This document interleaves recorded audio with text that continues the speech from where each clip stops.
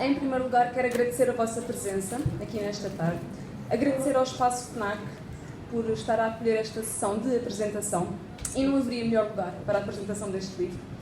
Agradecer ao professor Jorge Humberto Dias, professor e filósofo também, pela sua presença aqui para a apresentação da obra, e como não podia deixar de ser, ao nosso autor Filipe Ferro Calhão, pela construção deste magnífico livro, e vão perceber porquê depois da sua leitura.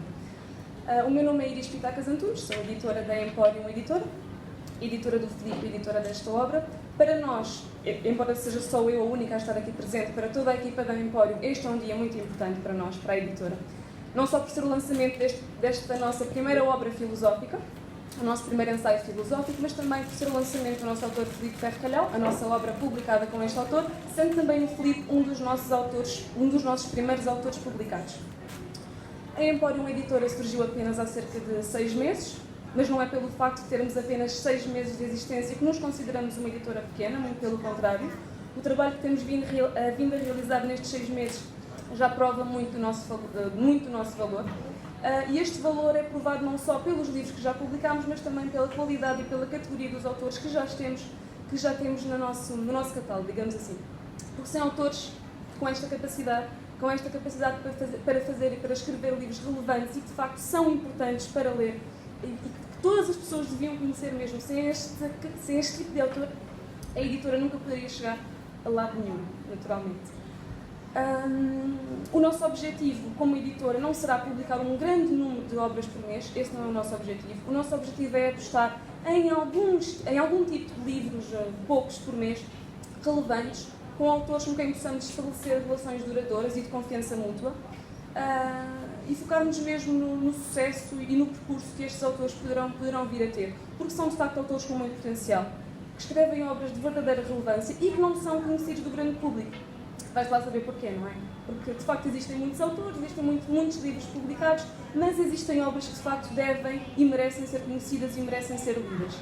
Espero que todos vós apreciem esta obra, que o professor Jorge Humberto Dias irá apresentar já em seguida. Para nós foi um grande prazer editá-la, desde a concepção da capa, a concepção do miolo e a própria publicação, e ao estar aqui hoje para ver estas pessoas também aqui presentes, que vão ter acesso ao livro e vão poder ler o livro. Portanto, muito obrigada e vou passar então a palavra ao professor Jorge Humberto Dias. Obrigada. Muito obrigado. Boa tarde a todos. Eu costumo começar com uma brincadeira, é um pouco apanágio da minha pessoa. Ainda bem que chego atrasado, porque assim dou a oportunidade a toda a gente para chegar a horas. Bom, cabe-me a difícil tarefa de apresentar um livro tão excepcional. Confesso que dei o meu melhor e gostaria de começar, em primeiro lugar, por agradecer ao autor a amabilidade de ter aceito o meu desafio de apresentar o livro. Foi um bocadinho ao contrário. Parecia eu que já estava a adivinhar o conteúdo do livro. Então vou-me antecipar. Não vou deixar o autor convidar, vou eu oferecer-me para apresentar o livro, tentando ser um bocadinho mais livre. Começando por algumas questões mais factuais.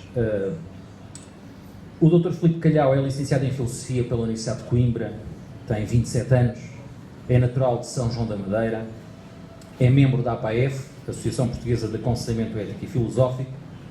Ensaio sobre o individualismo foi o seu primeiro livro em 2016. É fundador da ciência filosófica Individuologia. Sugiro que visitem o seu canal no YouTube, intitulado Filipe Ferro Calhão. O vídeo com mais visualizações tem como título Ateísmo, Existencialismo, Absurdismo, Nihilismo e Espiritualismo, com 578 visualizações. Agora, em relação ao livro. A Liberdade e os Escravos tem 71 páginas. Ao início fiquei a pensar, bom, tenho a tarefa facilitada. Em 4 ou 5 dias, envio ao autor e à editora um pequeno texto crítico para colocar no site, mas a realidade é que, em cada página, eu tinha de parar e ficar a pensar nas afirmações que lia. Acho que esta relação entre os temas escolhidos, o pensamento e a vida, fazem deste livro uma obra de filosofia prática, mais concretamente, da disciplina de ética. A primeira imagem que me apareceu ao olhar para o livro foram as aulas que tive de Filosofia Social e Política com o professor Mende Henriques durante a minha licenciatura na Universidade Católica Portuguesa. As referências à teoria do filósofo Hegel, que em 1807 tinha 37 anos, e à famosa dialética do senhor e do escravo. Dialética, para quem não sabe, é um método de diálogo em que a contraposição de duas ideias diferentes pode eventualmente levar a uma terceira. A ideia de Hegel, então, era mostrar como é que a cultura estava e está organizada. Desde os filósofos gregos, com a célebre ideia de Aristóteles, o homem é um animal político, sendo as sociedades caracterizadas por uma procura pelo reconhecimento pessoal, profissional, social,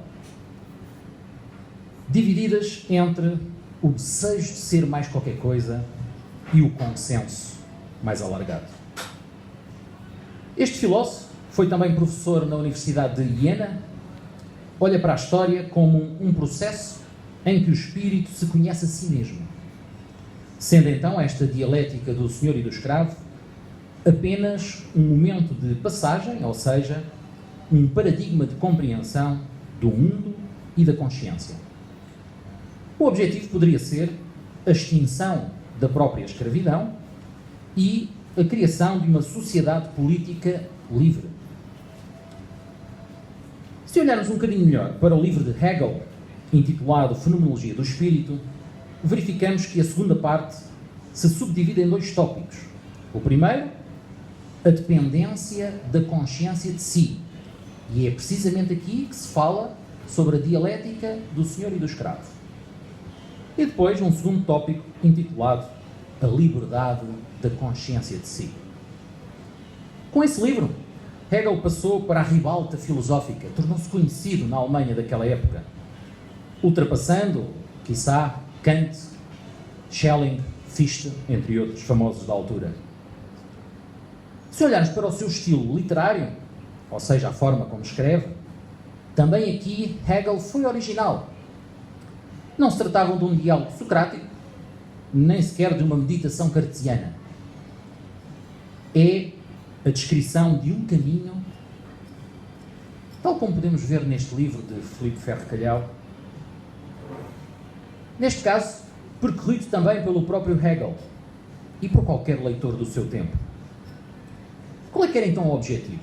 O objetivo era encontrar uma lógica na história, diferente aqui de cronologia, do passar das datas, mas uma sucessão de paradigmas, ou seja, de formas de pensar e de formas de compreender o mundo, e que iria substituir as famosas explicações psicológicas ou até as filosofias mais abstratas. Aqui, claramente, o adversário era o filósofo Kant. A originalidade de Hegel, segundo um comentador também famoso, Lima Vaz, está na fenomenologia como um processo de formação das pessoas para a ciência. Hegel achava que o seu tempo era especial. O mundo já tinha vivido uma Revolução Francesa e uma Revolução Kantiana. Pergunto eu, Jorge Dias, aqui nesta tarde na FNAC, será a fenomenologia uma técnica de filosofia aplicada em que o sujeito é a medida da sabedoria, ou seja, de o viver melhor? Filosofar para Hegel não é um ato gratuito, mas sim uma exigência histórica e cultural da racionalidade, que pretende alcançar uma orientação universalmente válida, ou seja, aceite por todos. Eis porque o tema do reconhecimento deve inaugurar o ciclo da consciência de si próprio.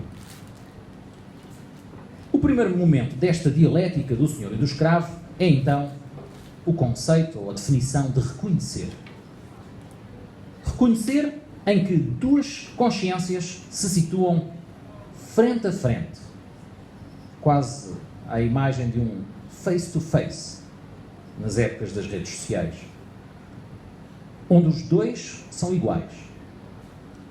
No entanto, há também uma desigualdade, quando cada um é objeto de análise para o outro. E o desafio aqui será como chegar então à síntese universal do mais alto reconhecimento no mundo. Que seria o quê? Seria o consenso racional numa sociedade política onde todas as pessoas se entenderiam com facilidade. Bom, primeiro, temos a luta de vida ou de morte, nesta análise histórica, em que duas consciências perceberiam que, afinal, a morte de uma impediria o reconhecimento. Talvez por isso essa luta tenha dado origem, nos nossos tempos mais modernos, aos jogos, ao desporto, onde os dois adversários permanecem vivos e nenhum deles morre. Porquê? Precisamente para manter o reconhecimento. Bom, mas nesta luta de vida e de morte, a desigualdade ainda assim mantém-se. E como? Bom, o vencedor é considerado o senhor, ou seja, a consciência livre, e o vencido é aquele que se torna escravo, ou seja, a consciência coisa e dependente. Posto isto, Hegel segue a sua reflexão para o paradigma do estoicismo, como sendo considerado um momento de liberdade, referindo aqui, por exemplo, o imperador Marco Aurélio e o escravo Epicteto, curiosamente os dois filósofos e ambos livres no seu pensamento. Uma nova concepção de reconhecimento aparece na história com o cristianismo, quando Cristo passa da liberdade divina para a escravidão humana. São Paulo diria: todos somos um em Jesus, acabando então a divisão senhor-escravo, instaurando-se o amor fraterno entre todas as pessoas.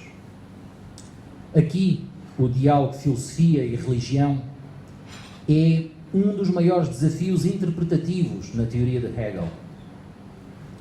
Por exemplo, noutro autor, Thomas Hobbes, o pacto social parece pôr fim à dialética senhor e escravo, onde haveria um entendimento social, mas a verdade é que mais tarde o Estado Leviatã passaria a ser o senhor de todos e onde todos os outros seriam também escravos. Voltando atrás na história, para Platão, por exemplo, na sua famosa caverna, o senhor é representado pela alma intelectual, que se liberta através da contemplação do mundo das ideias. Na página 46 deste livro de Filipe Ferro Calhau, há uma curiosa referência à caverna do escravo. Posto isto, perguntamos: quem é realmente livre? O senhor que necessita do escravo para viver? Ou o escravo que não necessita do senhor para viver? A liberdade realizada é então para o famoso Hegel o direito, tão conhecido de todos nós hoje. E a expressão maior será o consenso racional da sociedade política, que constitui então o Estado. Hegel acreditava que a história revelava um progresso humano na consciência da liberdade. Poderíamos considerar Hegel um otimista. E, portanto, para este autor alemão, a filosofia seria, assim, um saber orientador numa sociedade livre. Posta toda esta reflexão, o livro de Filipe Calhau é claramente um precioso contributo para a formação integral de cada pessoa, aconselhando, de forma subtil ou não, o pensar filosófico como instrumento para a realização da liberdade humana. O diagnóstico que o autor faz é atual e está em sintonia, por exemplo, com o diagnóstico de Desmond Morris, que nasceu em 1928 e tem atualmente 90 anos. Desmond Morris, em 2004, na sua obra A Natureza da Felicidade, dizia que o trabalho é uma nova forma de escravatura, apesar de remunerado.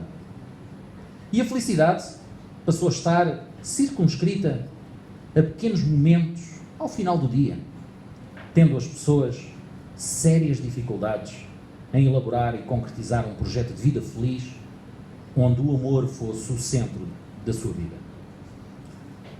Tendo em atenção as formas de escravatura referidas por Filipe Calhau, assim como os exemplos dados, cito apenas dois, o medo e as dependências, faz sentido o seu lançamento em Portugal, pois, como referiu o professor José Gil, no seu livro famoso também, Portugal Hoje, O Medo de Existir, em 2004, a nossa sociedade é ainda herdeira de uma longa ditadura salazarista, muito presente no funcionamento das nossas comunidades e das nossas instituições, destacando-se a inveja e o medo, novamente. Por outro lado, e tendo em atenção as condições de possibilidade para o homem livre, que Filipe Calhau refere como sendo a humildade, a coragem e a autoconsciência, então, a rejeição dos ídolos fez-me logo lembrar o filósofo Friedrich Nietzsche. A valorização da essência de cada pessoa fez-me também pensar numa questão. Poderão as consultas de aconselhamento filosófico mudar ou ajudar nesse processo de descoberta? Será que podemos identificar essência com vocação?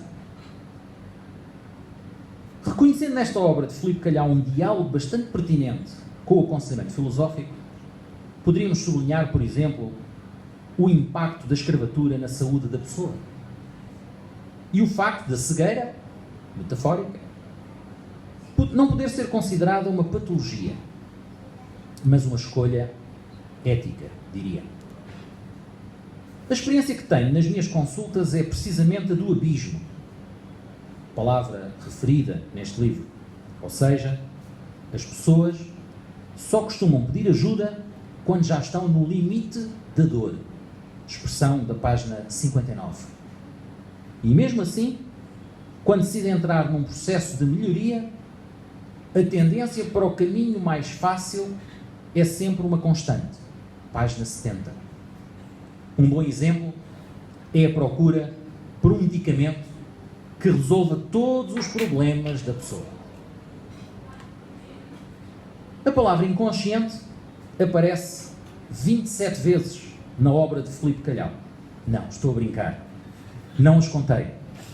Embora tivesse pensado em fazê-lo, pois aparece bastante. Termino esta apresentação, não roubando mais tempo ao merecido brilho do autor e deixando-lhe este desafio. Haverá aqui alguma influência de Freud no seu processo criativo e intelectual? Muito obrigado, mestre Filipe. Passo-lhe a palavra e se calhar é melhor irmos para a rua.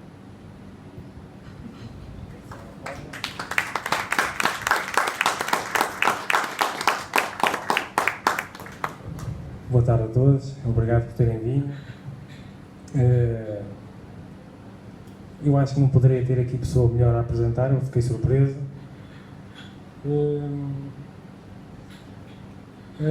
Portanto, obrigado, Jorge Humberto Dias.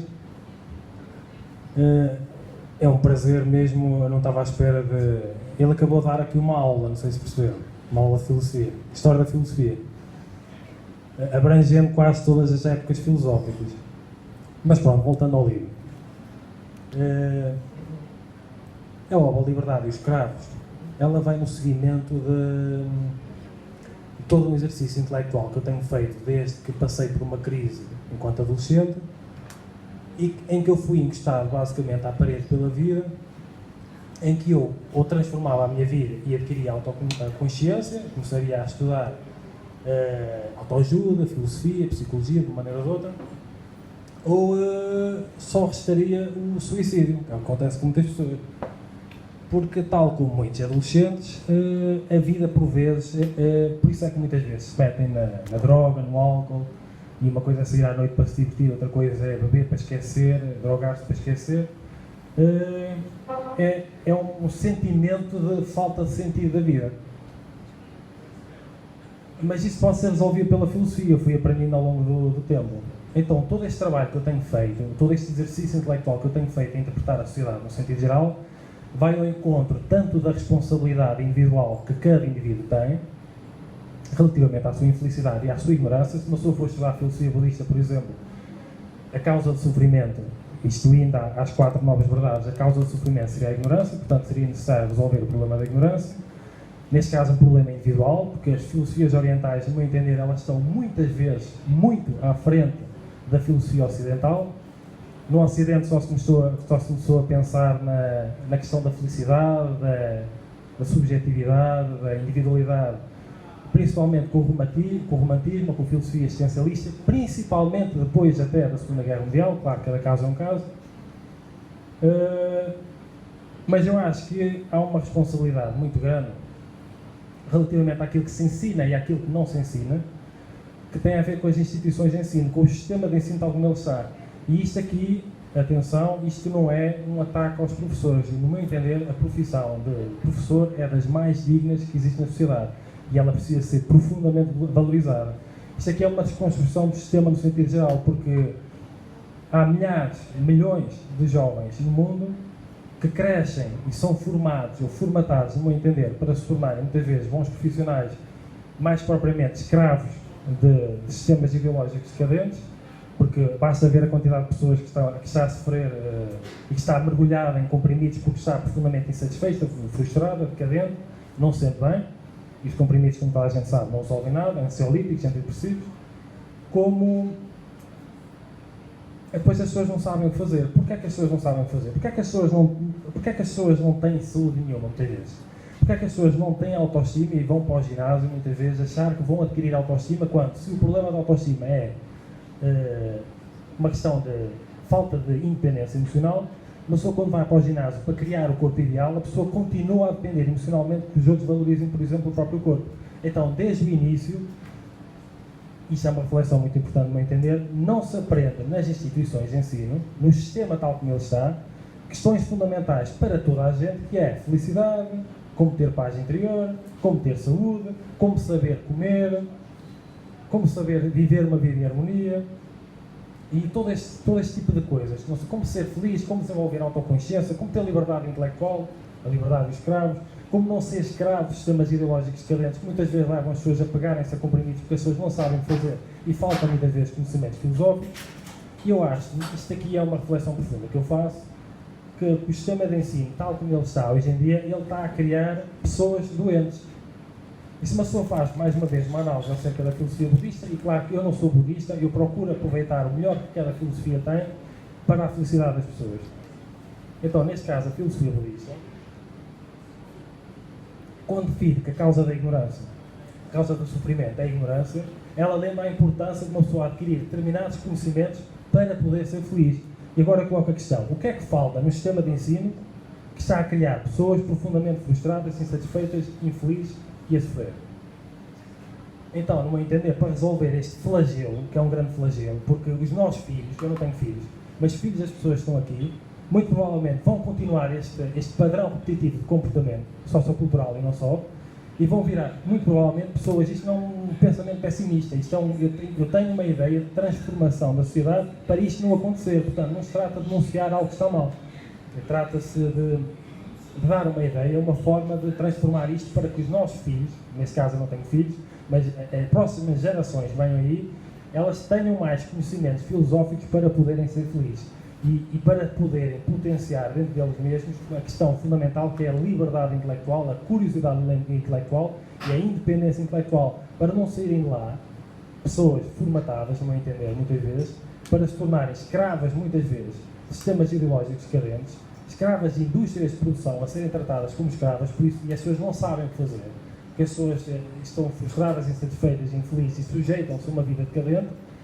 E depois, para tentar resolver isso aí, como não transformam a própria vida, a única solução que encontram é tomar comprimidos. Mais uma vez, não resolve a vida, porque os comprimidos que uma pessoa toma, eles não transformam a nossa vida.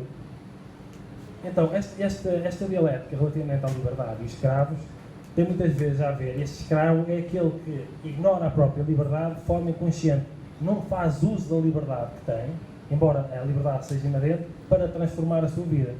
Então, este exercício intelectual, este ensaio, serve para potenciar a toda a gente, incentivar a sua liberdade que já lhe é inerente, fazer uso dessa liberdade para não se tornar, porque muitas vezes uma pessoa está frustrada, insatisfeita, infeliz, e não percebe que a razão para isso tem a ver com crenças, com ideias, com escolhas que realiza de forma inconsciente por causa de comportamentos que incorporou e por causa de comportamentos que imita de forma inconsciente. Ora, aí está a palavra inconsciente, foi muito usada. E nós, para transformarmos, ou para transitarmos de um estado de infelicidade para um estado de felicidade, nós precisamos colocar isso em causa. Precisamos fazer uso da liberdade que nós temos para pensar. E fica aqui, pronto, eu não quero prolongar muito. Eu acho que a apresentação aqui do professor, do senhor doutor professor Jorge Humberto Dias, a minha apresentação fica muito aquém da sua apresentação, sinceramente. Porque além de apresentar o livro, ele colocou aqui muita história da filosofia, e foi basicamente uma aula de filosofia que o senhor professor deu. Portanto, toda a minha apresentação ficará um bocadinho aquém. Seja como for, eu agradeço a presença, agradeço profundamente a presença de todas as pessoas que aqui estão, principalmente o professor Dr. Jorge Humberto Dias e da Iris Pitacas, a minha editora, que foi editora da primeira obra e é editora agora da segunda obra. Portanto, muito obrigado a todos por terem vindo e continuação de voltar. E se quiserem adquirir o livro... Sim, bom, então, se quiserem adquirir o livro, basta virem primeiro aqui ao autor para que ele possa assinar. O Filipe vai ficar aqui sentado um bocadinho para assinar os livros e depois pagar a saída da FNAC como qualquer outra obra. Portanto, muito obrigada e acho que após esta apresentação todos percebemos a importância e a relevância deste tipo de livro, não só para a nossa vida, aliás, para a nossa vida todos os dias, digamos assim. Não é de toda uma perda de tempo ler esta obra, pelo contrário, eu acho que não saímos a mesma pessoa depois de a ler, vamos nos sentir todos muito mais enriquecidos. Espero que gostem. Muito obrigada. Se alguém tiver alguma dúvida, desculpa, obrigado. Se alguém tiver alguma dúvida, pode colocar, está à vontade. É difícil. Depois da leitura devem surgir dúvidas. Depois da leitura devem surgir dúvidas. Comprem o livro, leem e depois podem colocar dúvidas. Eu tenho um canal do YouTube com o nome Filipe Ferro Calhau. Tenho lá mais de 300 vídeos a falar acerca de filosofia, portanto é só ir ao YouTube e conhecer o meu trabalho. Muito obrigado a todos, mais uma vez.